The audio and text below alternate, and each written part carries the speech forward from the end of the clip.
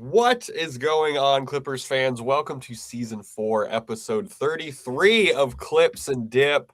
I am Chuck Mockler, joined by Adam Oslin and William Updike. We are hopefully your favorite Clippers podcast. If you're listening to us, thank you. If you'd like to watch us, you can find us at youtube.com/@ClippersPodcast. Leave a comment, do whatever. Fellas, the regular season is over. We're going to talk the play-in preview. We're going to talk kind of the regular season in general. How are we feeling after that scintillating victory against Golden State without Kawhi Leonard? Will, I'm thinking we take that play-in game. One of two, baby. The road to the 8th seed. Kawhi got some rest. Adam and I thought some guys who needed good reps got good reps. There was useful things from this game. Mathurin played well after the first 5 minutes or so. Once he got an and one to go, things clicked back into him. It was crazy. He hit a three-pointer afterwards. His confidence was there. Is it going to be in a game with much higher stakes? Same team, but they'll have Draymond. It'll matter. I hope so. But I know this. If he's not playing well, he's not getting a second stint after what we saw against Portland. And maybe they'll go Bogey because of the matchup against Golden State and what Bogey did yesterday. Bogey stayed ready. He made threes. He fouled a three-point shooter. It was way to go, Bogey. I mean, we needed it, right? Yeah. Him and Batum, that's why they're there, for vets to stay ready in situations like that. It sounded like, Adam, you posted the clip today. It seems like for those of you who somehow missed it, the Clippers will be playing the Warriors again on Wednesday for this 9-10 for the chance to play the Thunder. But there still might be minutes restrictions for some of the guys. Unless Steve Kerr's lying, there will be. He made it sound like Steph, Draymond, and Al Horford, Steph, Porzingis, and Al Horford will all be playing less than 40 minutes. I don't know if I believe that. Yeah. Is that fair? Will, is my skepticism fair? I mean, less than 40. So what does that mean? 36? 39? They'll all be on minutes restrictions. The exact quote, he made it seem like, obviously they won't be playing 40 minutes. So that's something. I did not expect that. I know Steph just came back again. He's had the knee issue. Porzingis has played like 16 games. If it's like a close game, there's no way he's going to set Steph on the – you know what I mean? Like, you lose this game. Yeah, I'm not seeing it. But he's going to – he'll probably manage it, though, Steph doesn't come back in till the 8-minute mark of the fourth quarter. Right. What are we, before we kind of dive into this game specifically, what are we looking for as a whole? What are our expectations and desired outcomes from this play-in/off run from the LA Clippers? What does success look like? What does success look like to you in this postseason, Adam Oslin? I guess getting into a first-round series and being competitive and making it look like you have foundational pieces for the future. When you say being competitive, probably means take 2 games off them. It's got to go 6. That's your baseline for a successful play-in and playoffs? Yeah, that sounds like the ceiling, dude. I respect that. Mine is good process. And the foundational pieces thing. That's very important. So if they win but have bad process, are you going to be upset? A little. They get out of the first round. They make it to the playoffs. They make it out of the first round. Yeah. The process is terrible. The whole time. Right. If we upset... You know what? I'll take that. I will take that to contradict both of y'all. Yeah. Okay. I don't know. How can I say it's success if they win the first play-in game but lose in the second one, or if they get into the first round series and get blasted by OKC? I don't know if I could consider that success. Yeah. That's fair. I guess I'm looking at success given how the season is gone, because it's like yeah, you're grading on a curve. I'm grading on a curve, which is I'm going off of since December 20th. They've had the 6th best record in the league, and somewhat off of what we came into the season hoping for. I like, okay, what is this team realistically capable of? From December 20th to the trade deadline, right? Like it's true, but they've still been good. I think they're capable of doing that, of getting out of the play-in and being competitive against OKC. I agree. Yeah, that's fair. So I hold them to that. Yeah, that I want to see them. They should make the playoffs. That is, I think that should be. But then again, they should have beat Portland one of these last 2 games. So. Yeah, who would you want then in that game too? Do you prefer the Suns, just given the tape that we already have on the Trailblazers? Maybe. Probably. It's been a while since we played the Suns. Haven't we not played them since like? Let's try something different. we were like super front loaded on the Suns. I think by January we had already played them 3 times. That's crazy. Yeah, maybe considering. It feels like the Blazers got the game plan figured out. That, and I'm so disappointed still that they're in this spot right now when you had multiple chances to beat Portland. Maybe I do need to lower my expectations. No, I think the expectations are the bad process if they get out of the first round point is a very fair one that you brought up. But I'm perhaps thinking too pessimistically. And maybe that fourth quarter, the last go around against Portland was an anomaly, and it is a much tighter contested match between the 2 teams than it appeared in that one.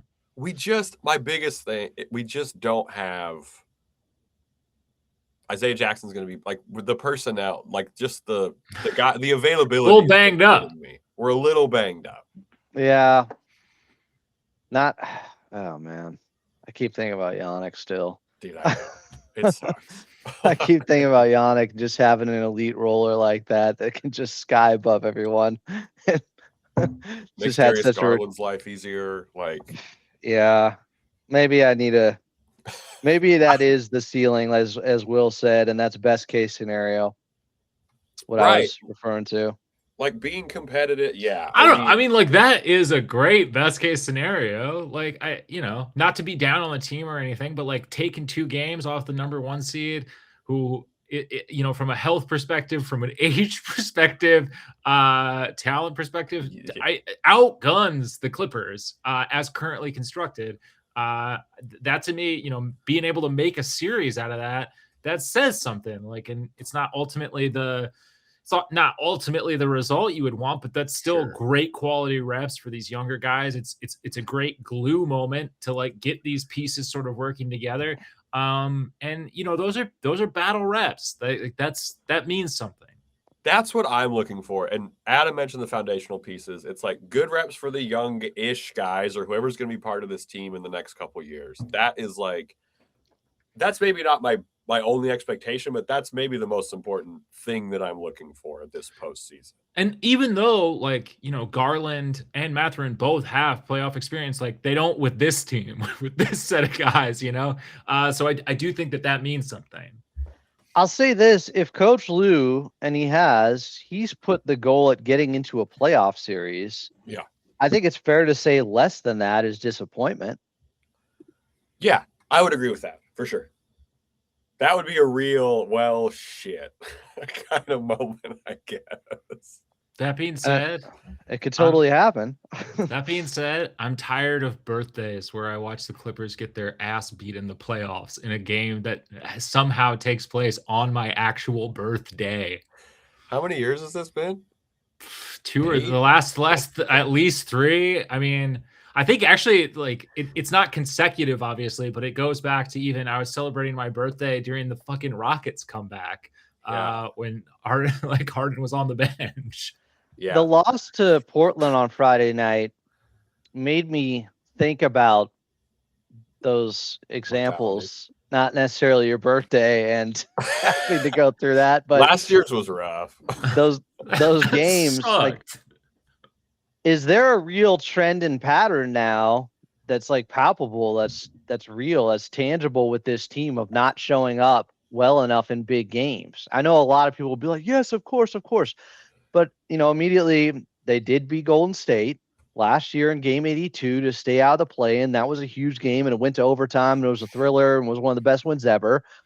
And they did win back against the wall game 6 at home against Denver, but then they totally S the bed in Denver. And then you think the game 6 against Dallas the year before, they weren't competitive. And the game 5 against Phoenix, they were down big, but they made a run at the end and they made it close. So I won't say that's one of them. They blew the Pelicans game, the second game of the play-in 2022 when they were up like 12 or 13, I think early the fourth quarter. Was that the Norm has COVID game? Someone had COVID that game. Paul George. It was Paul George, yeah. Anyway, I think he got beat up in game 6 against Phoenix in the Western Conference Finals at home to get closed out. I think they're exhausted I think that, like, not that everyone's playing harder games, but like the Clippers have had to play very important games weeks before the playoffs, like for seeding and everything like that, and to get guys back into rhythm and stuff like that. I think they've been tired. March tax? Yes, I do think it's a March tax. No one talks about this on Capitol Hill. All those fat cats. No one's talking about the March tax the Clippers have had to pay.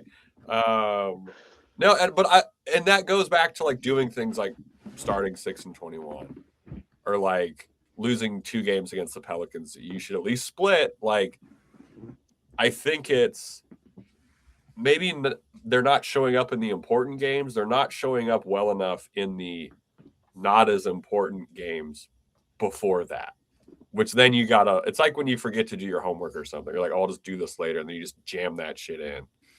I think that is how it feels sometimes with the good process. And what makes that bad process is that you're then like gassed. I don't know. Coach Lewis said after the loss Friday night to Portland, is like, Clippers way, we got to do it the hard way. And he kind of laughed about it.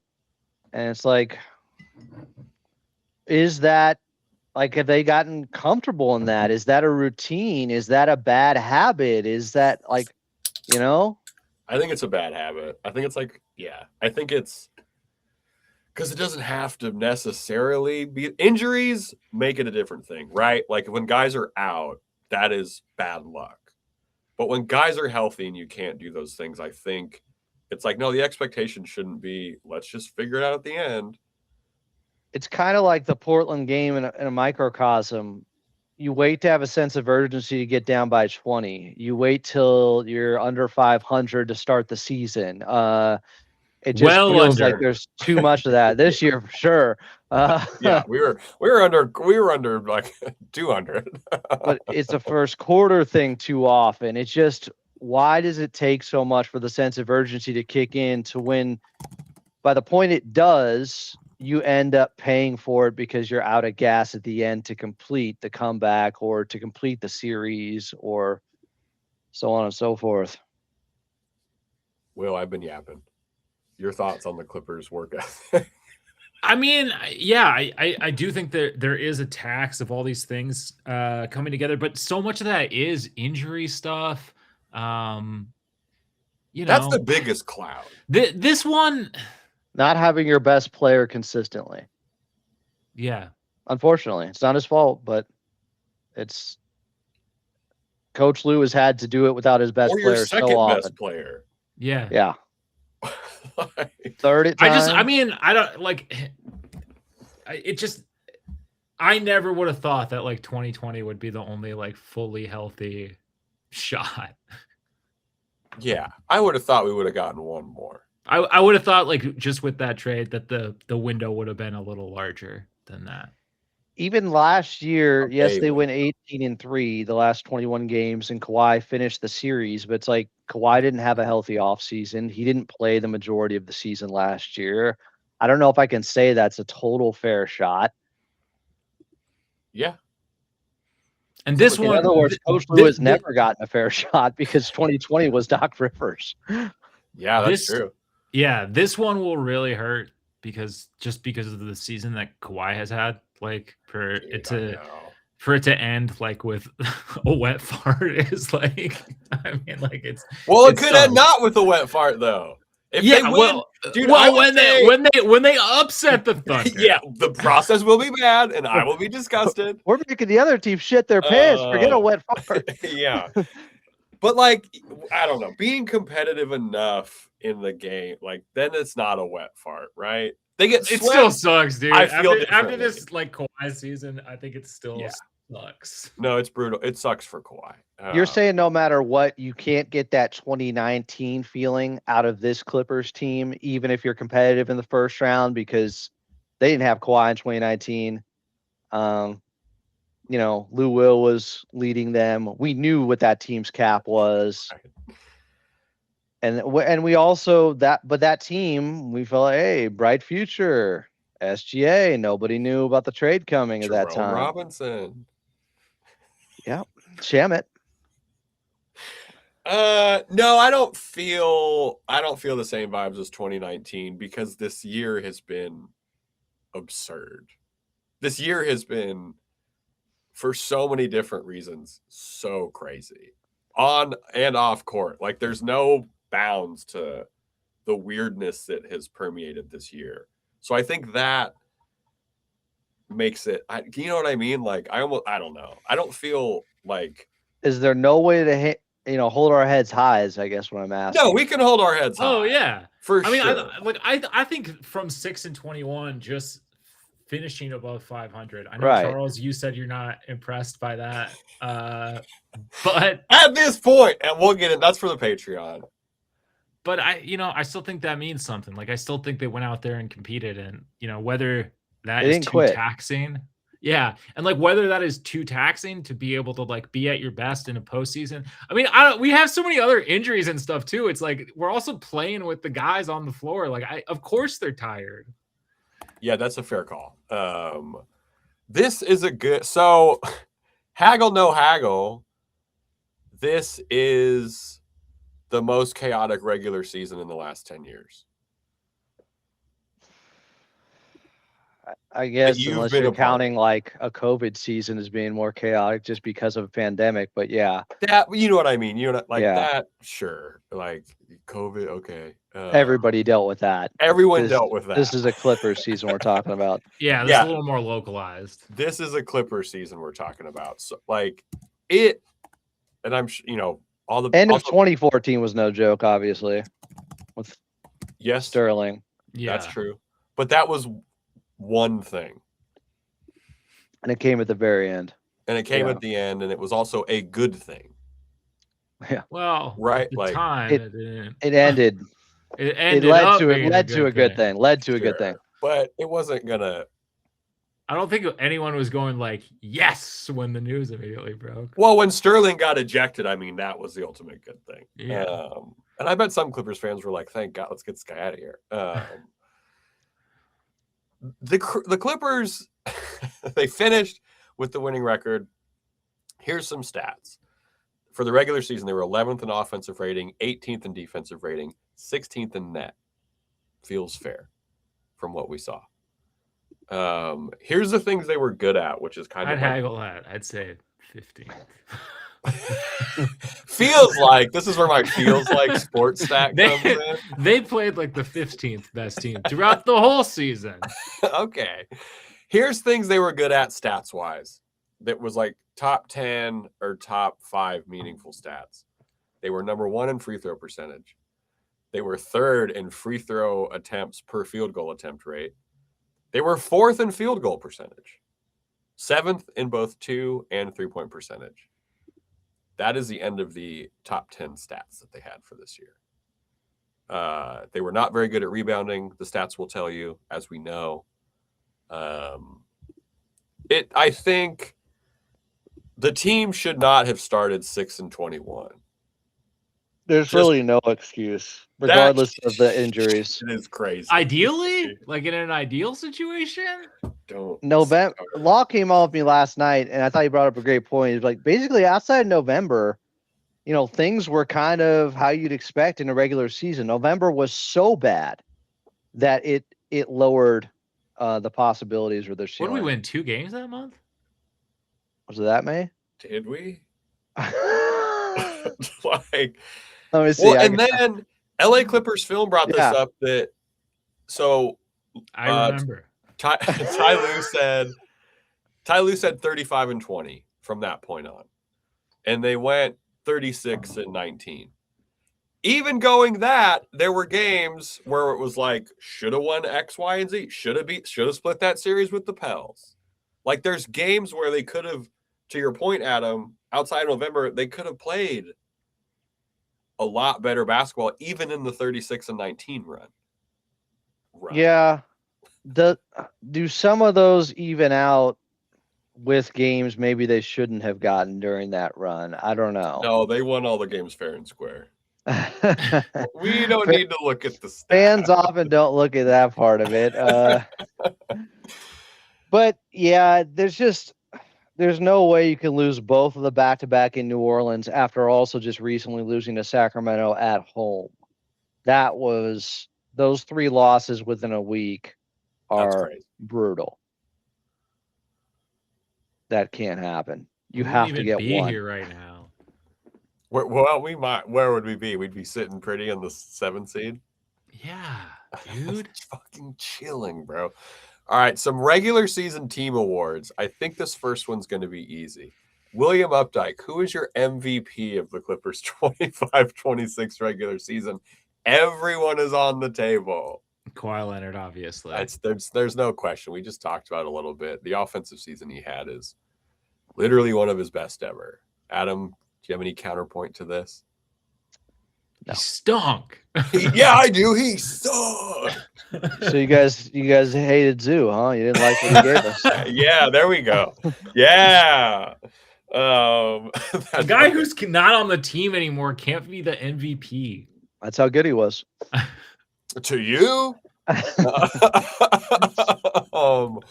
Defensive player of the year. Done. It's done. Ty Lue gave his credit to him for being an all defense team. He's got to get it, right? He's getting it. He didn't go on Amazon Prime for nothing, boys. He didn't go on Amazon Prime. They didn't have the cookies. They didn't have. The campaign was laid out thoroughly. Who's the second? Who's runner up for the Clippers? Is it DJ? It might be. Stat of. I mean, Kawhi was top 5 in steals. Yeah, Kawhi. He went crazy with steals this season. Yeah, it's probably Kawhi. At his age? In this economy? He's getting that at his age. That elder body. 6th man of the year. There could be a lot of guys, given how many people have come off the bench. John Collins. He started a lot of games. I'm going to say one that's going to make people upset. How many did he start? How many did he start though versus overall? You have to pull up Basketball Reference. I'm doing it. I'm out of VORP credits. Yeah, your computer can't. You can't stream while looking I can't stream while I look at a goddamn spreadsheet. Why were you going to make people upset? Were you going to say CB3 or something? Oh, saying just for the. I might go Kobe. Fair. It's between Kobe and Jordan Miller. But also Kobe was at his best in some of those spot starts. So I don't know. Yeah, that's true. But did those affect winning as much as him coming off the bench and playing well? Because Kobe getting a spot start, it usually feels like maybe expectations aren't very high that game, win-wise. No disrespect to Kobe Sanders, but I think everyone listening knows what I'm saying. The roster availability. Numbers, huh? Yeah, that's fair. But Kobe's a good pick. Brooke? Ben didn't go through this recent funk in 2 weeks. That's true. I mean, he's still the highest scoring player off the bench post All-Star break. Ben Mathurin? Yeah. Damn. Let's get back to it, bud. Is that total points? Wait, so you're going Kobe over Jordan Miller? Does Brooke count? Yeah, I'm gonna go Kobe. Chuck's logic be damned, just to be different here. Yannick's a great one. Yannick is a complete hope pick. Brooke could count, I guess. Maybe the 6-0 Brooke. Of course, he was starting then. Very true. We could have gone 82-0 this year if the coaching staff wasn't messing around with their BS. I'm gonna go Jordan Miller then. Yeah, I think that's fair. It's close to a toss up, I think. And it's a little recent. Yeah, it's definitely a close toss up, but a little bit of recency bias. Like as Kobe shrunk a little bit like a month ago, Jordan Miller was kind of stepping in. Yeah, they've paired off each other well. Yeah, absolutely. Nice spot to be in where you have this many Sixth Man of the Year to choose from. And then this one, Rookie of the Year. Okay. Heard. And then this one, Rookie of the Year. This is any new Clipper this season. It does not have to be a rookie specifically. Yannick, that's a good pick. Darius Garland, not mentioned once. The Rookie of the Year goes to Brooke Lopez at 37. I put Brooke on here. Brooke's on the list. John Collins. Bradley that's a good one too. Mr. Bradley.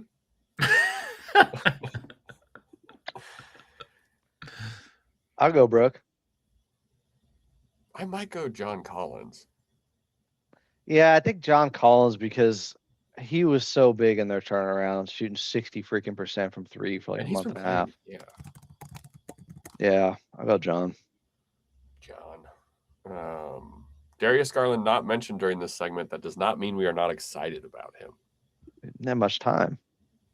Yeah, we have time constraints. Our contract. I mean, he's played like 16 games. Oh yeah, I thought you meant us. I was like, good excuse. Yeah, we can pretend that we have time constraints. This podcast would be 9 hours if we wanted to. Honorable mention though. Honorable mention, yeah. And then the See You Again awards. James Harden and Zubats. Thank you for everything. Good show. I just watched. I went to the Fast and Furious exhibit at the Peterson with my nephews. And I had not seen afterwards. Obviously, I had to throw on a Fast and Furious movie. Had not seen the one where it's the last Paul Walker one. 7. Yes. Is it good? Yeah, it's good. Did they go to space in that one? No, it's not the space one. I think that's 8. I think that's 8. That is a good time. But it's sad, and some of the AI graphics, some of the graphics are like, okay. And then he used his brother's voice or something at the end. Yeah, it's like a beach scene. A lot of the scenes with Paul Walker are people pretending like they're saying goodbye. It's a little heavy-handed. Good flick and a great exhibit if you like Fast and Furious. All right, anything else on the regular season? That's the one though with the fucking. It's been a long day. Yeah, long time. A song that was originally offered to 50 Cent and Eminem, I believe, before Wiz Khalifa took it. Damn. Firmly fumbled the bag. They fumbled the bag for it's sure. It's like the most streamed song of all time. Or They're fine. I also don't think, much like how I don't think Fast and Furious the series would have been as good if Ja Rule would have been in the rest of the movies like he was supposed to instead of Ludacris being in them. That song probably wouldn't be as popular if 50 Cent and Eminem made that song. Monica. Right? That feels nuts. Yeah. Ludacris, decent actor. Better than Ja Rule. Yeah. And I think that's He's great in Crash. Not a Fast and great Furious movie. A highlight of the film for sure. Crash worse than every Fast and Furious movie. It won Best Picture. Are we talking the Cronenberg movie or the other one? The dog shit one. The Brendan Fraser, Don Cheadle Best Picture one in like 2006. I know. I think it ended up beating Brokeback Mountain out. It was like a huge upset. I'm not even like a Fast and the Furious guy. I haven't seen all of the movies, obviously, but I would put good money that if I had amnesia and I watched every Fast and the Furious movie and then, or like, did a back-to-back so I wouldn't, have like the whole story in my head, I would still think they were better than Crash. I'm with you. Quite a time commitment, but I have amnesia, dude. Nothing. Time means jack shit to me. We'll talk more about that on our Patreon. Yeah. Wait, no. What? One more. Is Fast and the Furious better than Transformers franchise? Fuck yes. On the whole, for The sure. Bayformers? Yes. Whoa, Interesting. I haven't ever heard that. First Transformers is great. I have no hate for Michael Bay. He makes great films. I love Michael Bay's movies. You could put the first Transformers. You could put up against any Fast and Furious movie for sure, but they deteriorate. I think the second one is good. And then Oh what my about the God. other 9 or whatever there is? The second one's When does terrible. Wahlberg come into the picture? Is that the fourth one? When he has Yeah. his dog getting beer. Oh, and also Turturro's in like all of them. So I'm with it. Great franchise. No notes. You're saying better than Fast and Furious? No, I don't know about that. Dude, you can't. Okay. We'll get into this on the Patreon. We're going to talk Clippers Warriors play-in preview and then a bunch of random stuff, 2 random things that we want to talk about. If you're listening to us on the audio break, there's going to be some ads. If you're watching us at youtube.com/ClippersPodcast, we will be here. Ads coming up, and then Clippers Warriors preview in 3, 2, 1. All right, welcome back into Clips and Dip. The conversation kind of devolved there into a Fast and Furious talk, but more importantly, the Clippers are again taking on the Warriors for the play-in. Kawhi on 4 days of rest. What do we need to do well on this one, Adam? Do we have the blueprint? Do we have the game plan? Are you convinced after this last game without Kawhi? You add Kawhi to the mix. Just add Hard to know. the total score. These 2 teams haven't played each other in so long. I don't know how to feel about it. Mm-hmm. Well, without Kawhi, without Draymond, I actually think it's probably a better matchup than Portland or Phoenix. 1,000%. Honestly. I could not agree more with that take. Now, being in the 9-10 to get to this matchup is not great because at best you end up playing OKC in the first round. But their rebounding is not very good. It's right next to the Clippers overall rebounding percentage. And everybody else would be crushing the Clippers on the glass. Steph can obviously get hot and take over. Shows. And have a 15-point quarter. Like the Clippers, though, they just don't have the personnel, especially with the injuries going on, to be a good rebounding team. Some people are like, oh, this is coaching. Oh, they're telling them to box out enough. Like, they lost to Zubats. I'm sure that's come up in practice. I'm sure box out has come up in practice. Ty, don't box out, Lou. Coach Lou has talked about it extensively. He's like talking about rebounding radiuses and stuff, and like they've done everything they can. When you lose beats Zubats and then lose Yannick and then lose Isaiah Jackson, and Brook Lopez has never been a good rebounder for his size in his entire career, and now he's 37. They're just not going to be a great rebounding team. Everybody's got flaws. They got a pretty glaring one in this area. He can't help box out, though. Somebody else just needs to grab the board. The Marcus Morris rebounding. I don't hate the matchup. It's just if Steph goes nuclear, like he hits shots you can't defend, and we've seen it. My one issue about the rebounding point is that we did get out rebounded on the offensive glass 16-10 and give up 28 second chance points the other day. They were literally playing freestyle basketball out there yesterday. That is a very good point. They ran nothing. I can't put much. That is a very good point, Adam. There was some YMCA stuff going on.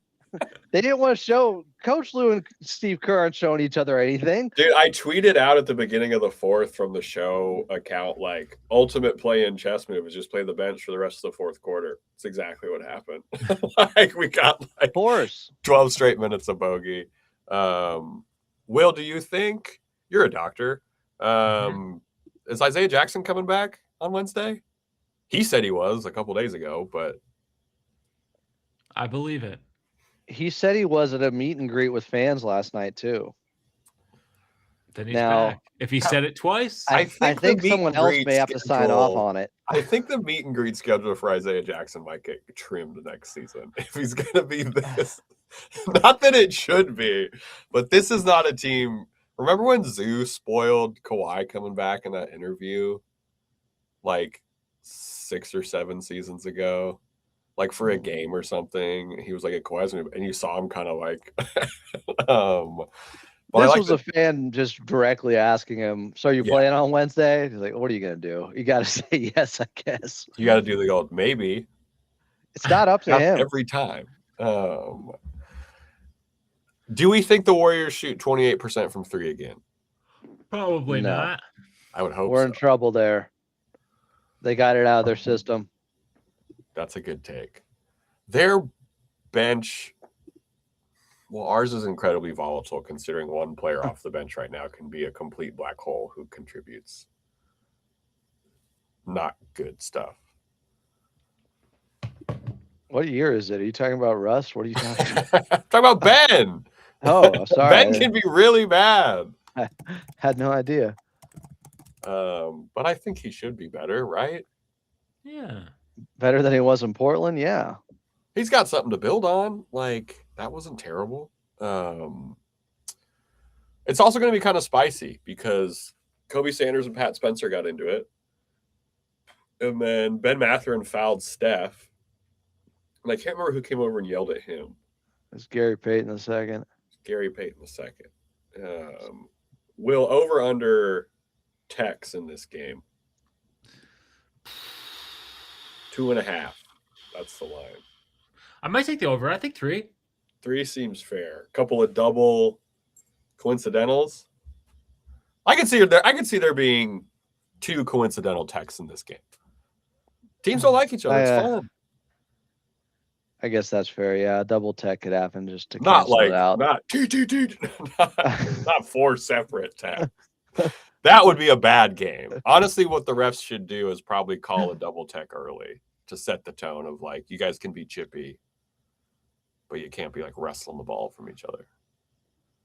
I mean, you got to let them play a little bit. I agree. But I don't think tech should exist.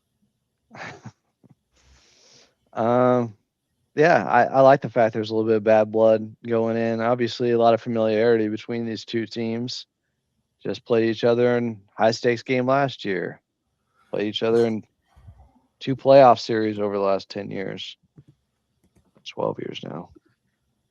We can call it 10. And Coach Lue and Steve Kerr know each other about as well as any 2 coaches do in the NBA. Right. Yeah. Will, who's your pick for player of the play-in? Who's your pick for the game to have a chance at the game? Is it regular rules? Or we could pick anyone? Let's go anybody. Why? Now, who would your second choice be? Other than Darius Garland. Just for funsies. Darius Garland. He should have a bounce back game shooting wise, hopefully. Yannick. He comes back. Adam, who's your pick? Other than Kawhi. Kawhi's off the board. I'm going to go. Oh, I need Chris Dunn to be good. They're going to leave him open, and he's going to have to guard Steph a lot. Need Chris Dunn to have a good game. Yeah. We need Garland to shoot well. You went Chris Dunn. I'm going to go. I'm going Jordan Miller. I think he's going to. I'm terrified to pick Ben Mathurin. I want Ben Mathurin to be the sixth man of this game, but I'm going Jordan Miller because he's been making good decisions lately, and we need him to be good. Yeah.